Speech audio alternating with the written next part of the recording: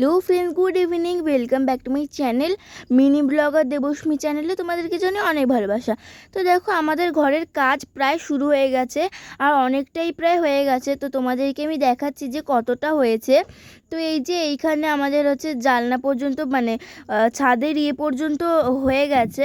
এবার আরও একটু তোলা বাকি, মাঝখান থেকে আরেকটু, মানে যেই ঘরে যে দুটো ঘর হবে, দুটো ডিস্টেন্স, আর এই রান্নাঘরেরটা।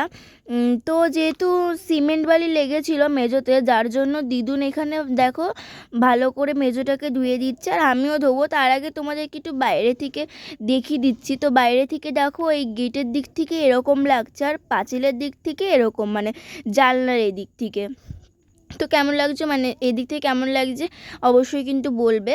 আর দেখো, নিজেকে একটু ভদ্রমে প্রমাণ করার জন্য আমি একটু এখানটাতে ভালো করে ঝাড়টা দিয়ে দিচ্ছিলাম, ওই যে বললাম না জল। আর আমি সত্যি কথা বলতে খুব ভালো দিওনি। তো বন্ধুরা, আমি আমার নতুন ঘরে জানলার সামনে বসে একটু ঠান্ডা ঠান্ডা হাওয়া খাই, আর তোমরা আরও ব্লগসের জন্য সাবস্ক্রাইব করো।